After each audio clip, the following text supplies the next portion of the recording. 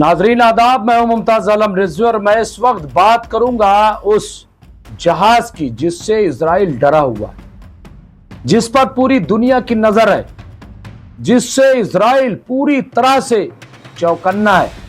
खबर यह आ रही है कि वो बहुत तेजी से जहाज अब गजा की तरफ बढ़ रहा है और ये ऐलान करके बढ़ रहा है कि हम इजराइल के जालिमाना अमल को नाकाम करेंगे। हम जो नाकाबंदी है वहां पे उसको तोड़ेंगे और वहां जो मजलूम है उनकी मदद करेंगे। इस ऐलान के साथ वो जहाज तेजी से आप देखिए कि बढ़ रहा है।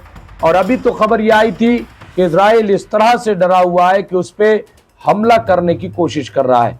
इससे पहले भी हमला किया गया था।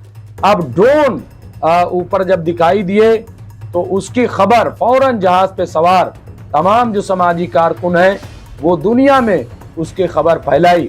बहरहाल अब देखना यह है कि इजराइल करता क्या है, क्यों इस छोटे से जहाज से इजराइल इतना खौफजदा है और दुनिया की नजर इस जहाज पर क्यों है।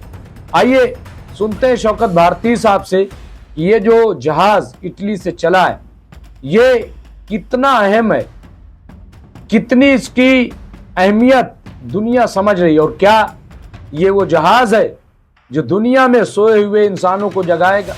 क्या ये वो जहाज है जो तमाम जो लोग खामोशी इख्तियार किए हुए हैं उनको बेदार करेगा। और क्या ये वो जहाज है जिससे दुनिया में एक नया इंकलाब आने वाला है। आइए इस पर बात करते हैं, शौकत भारती साहब से सुनते हैं कि उन्होंने क्या कहा, क्योंकि बहुत ही इंपॉर्टेंट है। सुनिए। कह रहे मैं एक चीज कह रहा हूं शौकत भारती साहब, आज लैटिन अमेरिका में भी बहुत बड़ा प्रोटेस्ट हुआ है। बहुत ज्यादा वहां पे लोग निकल के आए और उन्होंने, अब प्रोटेस्ट हो रहा है, सब कुछ हो रहा है। एक्ट के तौर पे अगर देखा जाए तो इटली से जो जहाज चला है छोटा सा, वो बहुत इंपॉर्टेंट है। और उन्होंने ये कहा कि जो कैथलीन है कि हम ये जो जहाज लेके चल रहे हैं ये अलामती तौर पर है और ये दुनिया को बताने के लिए कि सिर्फ बयानबाजी से कुछ नहीं होगा, सिर्फ आपके मजम्मत करने से नहीं होगा, बल्कि निकलना पड़ेगा, चलना पड़ेगा, गादा पहुंचना पड़ेगा। शौकत भारती साहब, चला था जहाज एड लेने के बाद टर्की की तरफ से, तो उसके ऊपर इजराइल ने बम्बार्डमेंट किया था। इससे पहले आप याद रखिए कीजिए, और बम्बार्डमेंट किया था जिसमें टर्की को भी के भी जो लोग थे उनको भी नुकसान हुआ था। और फिर टर्की से इजराइल के रिलेशन खत्म हो गए थे। कुछ दिन के बाद में फिर से एम्बेसी खुली। अब भी ये जहाज आ रहा है। ये जहाज जो लेकर आ रहे हैं ये प्रैक्टिकल लोग हैं। सवाल ये पैदा होता है कि इस तरह की तमाम ऑर्गेनाइजेशन तकरीबन 400 से ज्यादा तादाद के अंदर वो टर्की के अंदर पहुंच चुकी थी। इससे पहले भी तकरीबन 12 महीने, 1 साल पहले की बातचीत है। और वो वहां से एड लेकर जाना चाहती थी। टर्की ने उन्होंने कहा था कि हम अपने शिप का जो है कवर देने के बाद उसको आगे ले चलेंगे। बाद में उन्होंने टर्की ने उस मिशन को, उस एजेंडे को डाइल्यूट कर दिया और खत्म कर दिया और वो मिशन फेल हो गया। तो सवाल ये पैदा होता है ये जाएगा तो कहां से? या समंदर से जाएगा, ठीक है, रोड से अगर जाएगा तो जाहिर सी बातचीत है कि इजिप्ट है और टर्की है, क्या इसको वहां से जाने देगा? सवाल तो ये पैदा हो रहा है। पब्लिक तो मार्च करने पे तैयार है। अगर आज पब्लिक मार्च करेगी तो जाहिर सी बातचीत है कि पब्लिक काहे से मार्च करेगी? उतने उनके पास शिप्स हो जिसके ऊपर वो जाएं, या फिर बाई रोड कोई उनका रास्ता हो उसके ऊपर से चले, उसमें करोड़ों की तादाद के अंदर आगे बढ़े। उसके बगैर ये कुछ नहीं हो सकता। लेकिन हम उनको सैल्यूट कर रहे हैं कि उन्होंने बिल्कुल प्रैक्टिकल बताया कि मेरे पास जो कुछ है उससे हम आगे बढ़ रहे हैं, तुम्हारे पास सब कुछ है, तुम उससे आगे नहीं बढ़ रहे हो, तुम उससे सपोर्ट नहीं करा पा रहे हो। और बाकायदा तौर के ऊपर सिक्योरिटी काउंसिल के अंदर बार बार अमेरिका जो है अपने विटो का इस्तेमाल करता है इजराइल के फेवर के अंदर। तो हमने अभी आपको बताया कि ये जो अरब रूलर्स हैं ये किससे कह रहे हैं कि मदद करो? दुनिया से कह रहे हैं मदद करो, है? फिर तुमने ये आर्म्स नेशन किस लिए खरीद रखा है? तुम्हारी आर्मी किस लायक है? फिर ठीक है, तुम उनकी सप्लाई लाइन क्यों खोले हुए हो? तुम अपनी एम्बेसी तो बंद कर सकते हो, उसे बंद कर दो। तुम रूट बंद कर सकते हो, वो बंद कर दो। बड़ी मतलब एक पूरी दुनिया को एक धोखा दे रहे हैं ये अरब वर्ल्ड। ये टर्की मिलने के बाद सिर्फ इस वास्ते वो हमास के साथ में बातचीत कर रहे हैं। अरे हमास के साथ में तुम नहीं बात कर रहे हो, तुम्हारे आकाओं ने परमिशन दे रखी है। अगर इतनी तुम्हारी औकात थी तो जब ट्रम्प तुम्हारे यहाँ पहुंचा हुआ था तो तुम लोग सब लोग प्रेशर बिल्टअप करते, बाइकाट करते ट्रम्प का कि अब आप आ रहे हैं तो तय करके आइए कि यहाँ के ऊपर सीजफायर होगा, वरना हम नहीं आने, हम आपका वेलकम नहीं करेंगे। सब वहां के ऊपर गए। कोई जहाज दे रहा है वहां के ऊपर 400 बिलियन का, कोई 600 ट्रिलियन का जो है पूरा जो है कंप्लीट वहां के ऊपर इन्वेस्टमेंट करने की बातचीत कर रहा है। और ट्रम्प ये कह रहा है कि अब्राहम अकॉर्ड को मानना है, यानी एक नया मजहब इजाद कर दिया गया है इब्राहिम अकॉर्ड के नाम से।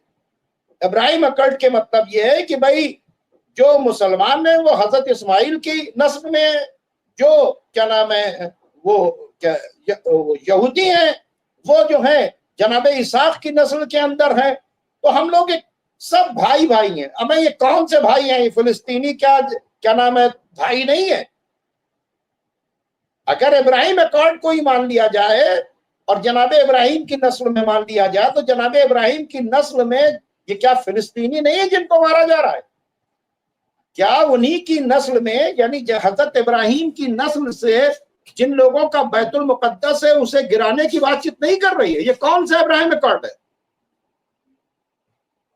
भाई? इब्राहिम अकॉर्ड के मतलब ये है ना कि जो मुकद्दस मुकामात जिसके जिसके हैं वो उसके पास रहे।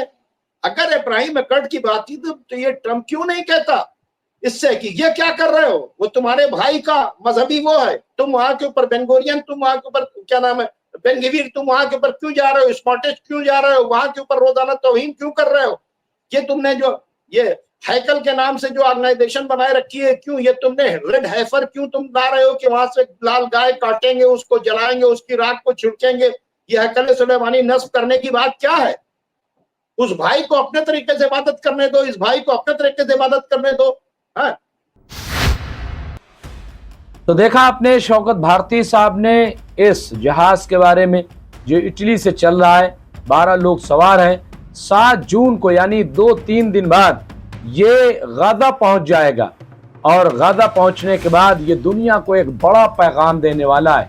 लेकिन सवाल ये है, पूरी दुनिया आज इसके लिए दुआ कर रही, पूरी दुनिया आज इस जहाज को बचाने के लिए हाथ उठा रही, पूरी दुनिया आज ये कह रही है कि ये जहाज जरूर एक तारीख रकम करेगा।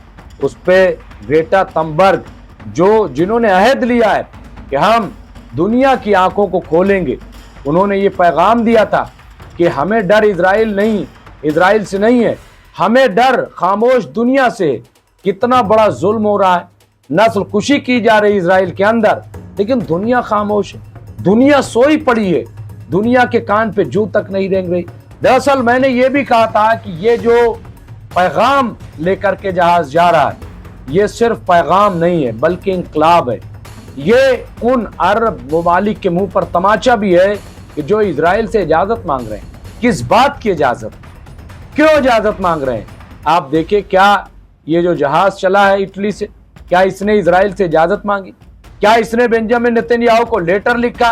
क्या इसने जो अमेरिकी सदर डोनाल्ड ट्रंप उससे पूछा कि मैं गाजा में मदद लेकर के जाऊं कि ना जाऊं? तो सवाल यह है कि जब इसने नहीं पूछा तो ये बड़े बड़े हुक्मरान जो अपने आप को बड़ा ताकतवर कह रहे हैं, जो अमेरिका को बिलियन में पैसा दिया है, क्या वो यहां तक नहीं पहुंच सकते? क्या वो यहां नहीं जा सकते? अभी मैं सुन रहा था कि वो कहीं मस्जिद के लिए सऊदी अरब पैसा दे रहा था, 400 मस्जिद की तामीर के लिए। उसने ठोकर मार दी, कहा मुझे 400 मस्जिदों के लिए आप पैसे मत दीजिए, सबसे पहले गाजा में जाकर के मदद कीजिए। ये लोगों के अंदर जज्बा पैदा हो रहा है। तो ये जो जहाज है मेरे ख्याल से ये दुनिया को बेदार करेगा, ये दुनिया में हलचल मचाएगा। और खास तौर से इस्लामी ममालिक, जो 57 इस्लामिक ममालिक हैं और खामोश हैं, बोल नहीं रहे हैं, आवाज नहीं उठा रहे हैं, ये तक कहने की जरूरत नहीं कर रहे हैं कि वहां कम से कम खाना और पानी पहुंचाया जाए। सब अपनी दुनिया में मस्त हैं। तो हमारे ख्याल से खतरा बहुत बड़ा है इस जहाज पर, जैसा कि नजर आ रहा है, इससे पहले भी हमने देखा। लेकिन इसके बावजूद इस जहाज में सवार लोग बहुत तेजी से अपनी मंजिल की तरफ जा रहे हैं, गाजा की तरफ बढ़ रहे हैं और कह रहे हैं कि हम इजराइल की नाकाबंदी को तोड़ कर रहेंगे। कुछ भी हो जाए, हमें मालूम है कि कितना मुश्किल है, लेकिन हम जाएंगे। बहरहाल ये बहुत ही इंपॉर्टेंट है और देखिए कि होता क्या है। तो बहरहाल आप सब भी दुआ करें और हम सब की नजरें जहाज पर मरकूज हैं जो इटली से चला है, जो गाजा के लिए रवाना हुआ है। 7 तारीख 8 तारीख को ये पहुंचेगा और उसके बाद दुनिया की क्या शक्ल सूरत होती है, जो भी होगा हम अपडेट करते रहेंगे। देखते रहिए एमएमसी न्यूज़ इंडिया। बहुत बहुत शुक्रिया।